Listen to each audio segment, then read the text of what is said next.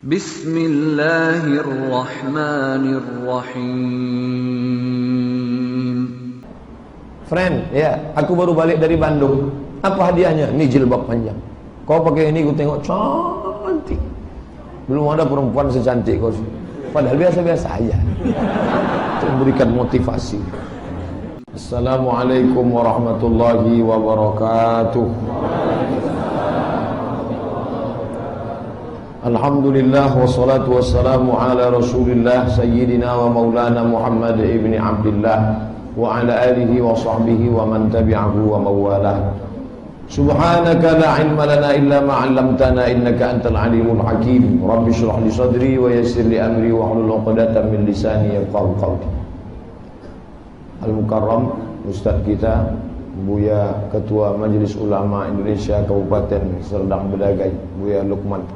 Mohon maaf Buya, saya duduk di atas kursi ini karena kalau duduk di bawah ibu-ibu itu tak nampak. Ketawa Buya. Mana kertas tadi? Hah? Kasih sebagian. Yang udah ini. Yang udah. Man shalla subha fi jama'atin, siapa yang salat subuh berjamaah, faka'annama shallal laila kullah, dapat pahala seperti salat sepanjang malam. Mudah-mudahan kita istiqamah insyaallah. Law ya'lamuna ma fil 'atamati was subhi, seandainya mereka tahu pahala salat isya berjamaah dan subuh berjamaah, la atauhu mahabwan, mereka akan datang walaupun merangkak. Rakaat al-fajri, 2 rakaat qabliyah subuh, khairun minad dunya wa ma fiha, lebih baik daripada dunia dan seisinya. Man shalla subha fi jama'atin, siapa yang salat subuh berjamaah, summa qa'ada yadhkurullah, jangan keluar masjid, habis salat subuh berjamaah duduk hatta tatlu'a syam, sampai terbit matahari. Ketika terbit matahari duduk sejenak sampai 12 menit. Waktu terbit matahari, waktu qarnai syaitan, 2 tanduk setan, dipakai untuk menyembah Lata, Uzza, Manat, Hubal, Jibti, Tahut, Naham. Setelah lewat 12 menit, lalu salat sunat 2 rakaat, summa yusalli raka'ataini. Di agak-agak sekarang maghrib 18 berapa? 18.13. Maka 18.13 berarti jam 6.15 nanti kita salat sunat isyraq 2 rakaat. Usolli sunnatal isyraq raka'ataini lillahi ta'ala. Kalau tidak ada yang 3 tadi namanya duha. Salat subuh berjamaah, duduk berzikir mengingat Allah sampai terbit matahari. Salat sunat dia 2 rakaat namanya isyraq. Tapi kalau tak ada yang 3 tadi, salat subuh di masjid, habis itu pulang ke rumah, pas jam 6.15 salat dia, namanya salat duha. Beda isyraq sama duha. Kalau salat dia di masjid 2 rakaat nanti, kanat lahu ka ajri hajjatin wa umrah, dapat pahala seperti haji dan umrah. Tammah, sempurna. Hadis riwayat At-Tirmidzi. Status hadisnya hadisun hasan, layak untuk diamalkan insyaallah. Saya mau tanya tentang suami saya. Dia paling susah diajak silaturahim ke tempat siapapun, bahkan ke tempat saudaranya pun dia tak mau. Kadang-kadang saya sampai jengkel. Apakah saya berdosa dengan suami saya karena setiap saya ajak dia tak mau, jadi saya marah-marah sama dia? Bersilaturahim, mikrofon yang tak kontak-kontak. Mohon maaf Bu ya. Bersilaturahim itu makin kecil pula. Minta baterai. Tes. Bersilaturahim itu ma'ruf atau mungkar? Kalau ma'ruf kita disuruh la ta'murunna bil ma'ruf, ajak orang buat ma'ruf, ajak orang buat baik. Cuman caranya santun. Janganlah main marah-marah. Bang, ayo kita bersilaturahim. Man ahabba yubsata lahu fi rizqihi, siapa yang mau dilapangkan rezekinya, wa yunsa'alahu fi asarihi, dipanjangkan umurnya, falyasil rahimahu, hendaklah dia bersilaturahim. Abang tak mau bersilaturahim nih kenapa? Apa sebabnya? Aku tak mau bersilaturahim ke rumah dia. Kenapa? Sakit betul hatiku nengok dia. Kenapa bang sakit hati? Mobil dia baru. Asal ke situ lain detak jantung. Bang, jangan abang kena penyakit hasad. Jadi ada sebabnya. Kenapa dia tak bersilaturahim? Tanya baik-baik. Dia marah-marah. Marah tak menyelesaikan masalah. Kalaulah marah menyelesaikan masalah, tak perlu ada konsultan. Marah-marah aja. Nah, maka ibu jangan marah-marah sama dia. Tanya dia baik-baik. Kok bisa ibu nikah sama dia? Artinya kan kenal dengan baik. Kenapa sifatnya kita tak tahu? Nah, tanya dia baik-baik. Ustaz, kitab Ihya Ulumuddin bagus. Ihya Ulumuddin ditulis oleh Imam Abu Hamid Al-Ghazali, meninggal tahun 505. Mudah ingatnya. Al-Ghazali 505, Al-Ghazali 505, Al-Ghazali 505. Tahun Masehinya 1111. Mudah ingatnya kan? 1111. Al-Ghazali. Apa ada hadis tentang sholat hari Senin, hadis sholat hari Minggu, hadis sholat malam Senin, hadis sholat malam Minggu. Sholat hari Senin, subuh, zuhur, asar, maghrib, isya. Sholat hari Minggu, subuh, zuhur, asar, maghrib, isya. Ada tak sholat sunat waktu tertentu? Ada. Sholat terikat dengan waktu pagi, duha, malam, tahajud, sebelum tidur, witir. Bangun malam, tahajud ditutup dengan witir. La witrani fi lailatin, tak boleh 2 kali witir. Salat sunat yang terikat dengan momen, kesempatan. Tahiyatul masjid. Idza dakhala ahadukumul masjid, kalau kamu masuk masjid fala yajlis, jangan duduk hatta yusalli rak'ataini, salat sunat 2 rakaat. Nabi bertamu ke rumah sahabat. Bertamu Nabi ke rumah sahabat, dikasih makan daging yang dipotong, cincang, campur dengan gandum. Setelah Nabi makan, Nabi bertanya, di mana aku bisa sholat di rumah kau ini? Lalu Nabi pun sholat di rumahnya. Sholat apa namanya itu? Sholat apa namanya? Apabila kamu dikasih orang makan, maka doakanlah dia. Man ahsana ilaikum, siapa yang buat baik pada kamu, fakafiuhu, balas dia. Bagaimana cara membalasnya? Kalau dikasih kita makan, kasih juga dia makan. Kalau kita tak sanggup, doakan dia. Doa yang paling afdal salat sunat dulu 2 rakaat. Maka tak semua salat sunat itu ada namanya. Payah itu salat apa namanya? Salat sunat habis dikasih orang makan. Salat sunat bahdiah makan namanya. Maka masuk dalam kategori salat hajat. Hajatnya apa? Supaya dibalas Allah lah kebaikan orang ini. Aslinya kalau kita bertamu begitu. Nanti bertamu kita. Semalam Ustaz bertamu, sampai hari ini Ustaz masih bertamu di rumah keluarga Ustaz Fauzi. Kenapa Ustaz tak salat sunat? Salat sunat tadi. Ya Allah, berikan keluarga ini kebaikan, jauhkan daripada musibah. Allahumma anzilir rahmata wassalamata wal barakata. Nah, begitu kalau orang buat baik. Nah, apa salat sunat hari Senin, hari Ahad, hari? Ya, salat sunat secara umum, salat sunat mutlak, salat sunat hajat. Bagaimana cara membentuk, mewujudkan anak yang sukses dan bertakwa? Pertama, carikan ibu yang baik. Bagi yang lajang-lajang yang belum nikah, bagi yang sudah, jaga ada yang ngadat. Kalian yang belum nikah, kalau mau anaknya baik, cari ibunya baik. Ibu yang baik, inilah nanti akan membentuk anak ini baik-baik. Setuju? Yang bilang setuju itu yang belum nikah. Yang udah setuju. Dah, setelah ibunya baik, kasih dia makan yang baik. Karena kalau disuapkan ke dalam mulutnya makan riba, tertutup pintu hati. Tertutup pintu hatinya. Setelah itu kasih dia pendidikan yang baik, masukkan dia ke madrasah, MDA, MDI, lalu kemudian sanawiyah, aliyah, pondok pesantren, Islamic Boarding School. Lalu kemudian tunjuk ajar, tangan menunjuk, mulut mengajar. Kau tak boleh pakaian sempit, kau tak boleh tak berjilbab, kau tak boleh. Man ala salasa banatin, siapa yang membesarkan 3 anak perempuan, fa'addabahunna, dididiknya beradab anak itu dengan baik. Wa ahsana ilaihinna wa zawwajahunna, dinikahkannya dengan orang baik-baik. Wa ahsana ilaihinna, buat baik sampai mati, falahul jannah, surga bagi. Punya 3 anak perempuan, didik dengan baik, nikahkan dengan orang baik-baik, buat baik sampai mati, maka surgalah baginya. Jangan kecil hati, tak ada duit pergi haji. Wal hajjul mabrur, haji mabrur, laisa lahu jazaa illal jannah, tak ada balasannya kecuali surga. Tapi mendidik anak-anak ini pun luar biasa.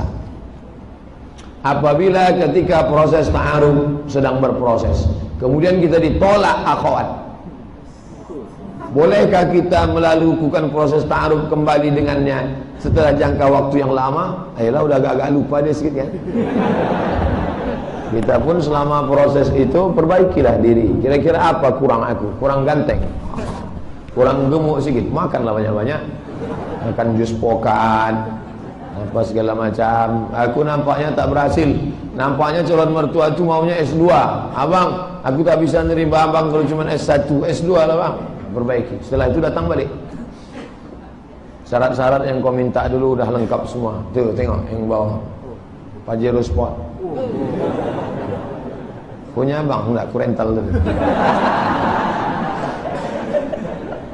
Kalau syarat yang dia ajukan itu logis, manusiawi dan islami, kami mau abangnya selesai sekolah kuliah.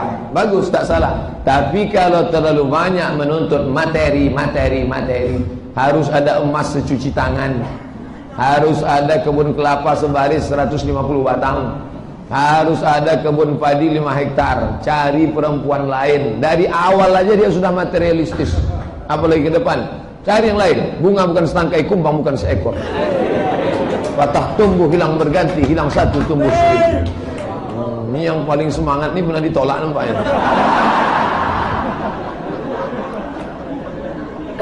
Fenomena hiburan keyboard bongkar, hiburan erotis yang marak menjamur daerah seolah-olah itu wajar. Bagaimana menyikapi hal tersebut?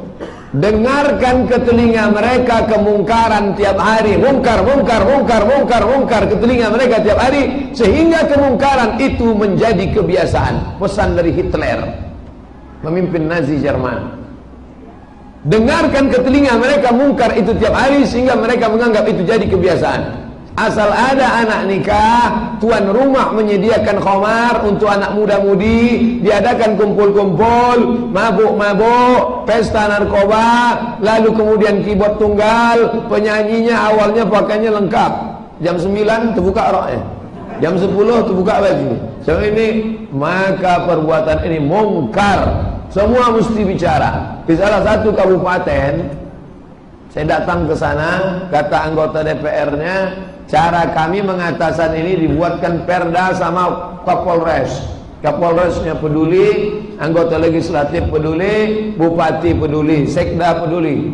Maka dibuatkanlah peraturan tidak boleh keyboard lewat jam 10. Kalau lewat jam 10 datang polisi menangkap. Peraturan daerah. Alim ulama, cerdik pandai, tokoh adat, tokoh masyarakat, maka berkumpul semua. La ta'murunna bil ma'ruf, ajak orang buat baik, wala tanhauna 'anil munkar, larang orang buat mungkar. Kalau itu tak kamu lakukan, la yushikanna ayyab'atsallahu 'alaikum iqaban, akan turun hukuman, akan turun azab. Summa tad'unahu, setelah azab turun kalian bolak-balik berdoa, Allahumma dafa'anal ghala wal waba wal fahsya wal riba. La yustajabu lakum, tak didoakan, tak dikabulkan doa. Memangnya kalau azab gempa itu datang, bisa dibedakannya ini rumah keyboard, ini rumah tak keyboard? Kalau azab itu datang, bisa dia membedakan ini rumah orang pakai baju jilbab panjang, ini pakai rok pendek setengah tiang? Disapunya semua, habis. Oleh sebab itu, jagalah negeri kita ini menjadi negeri yang baldatun thayyibatun wa rabbun ghafur. Amin. Wajibkah kita mengqadha salat yang tinggal dulu? Sepakat 4 mazhab, Hanafi, Maliki, Syafi'i, Hambali. Salat yang dulu tinggal waktu anak muda, sekarang tobat, maka yang lama-lama itu diqadha. Tapi ada ustaz kemarin ceramah katanya tak perlu diqadha. Dia tidak pakai 4 mazhab, dia pakai mazhab Ibnu Taimiyah. Kata Ibnu Taimiyah tak perlu diqadha, istighfar aja selesai. Sudah selesai. Qadha. Bagaimana cara mengqadha? Qadha bukan kata. Qadha mengganti. Usalli macam tadi habis salat subuh, qadha. Usalli fardhu subhi rak'ataini qadhaan. Nanti habis salat zuhur, usalli fardhu zuhri 4 raka'atin qadhaan. Di mana menggantinya? Di rumah, jangan di masjid. Habis solat subuh tegak dia solat. Jadi tengok kawan, solat apa dia tu? Dua gendangnya. Kalau tak qada, ISIS. Jadi fitnah. Balik ke rumah, kunci pintu solat. Kenapa pintu dikunci? Mana tahu tamu datang. Tengoknya solat, mengganti nih kan katanya. Memang dia udah lama ngintai-ngintai gitu. Bagaimana menemukan jati diri agar gampang menemukan kerja yang cocok? Ini terlalu lama, terlalu banyak menengok Feng Shui and Hong Shui. Bila telinga Anda besar, cocoknya kerja di gunung karena angin kencang. Bila kaki Anda panjang, cocoknya kerja di laut, mudah berenang.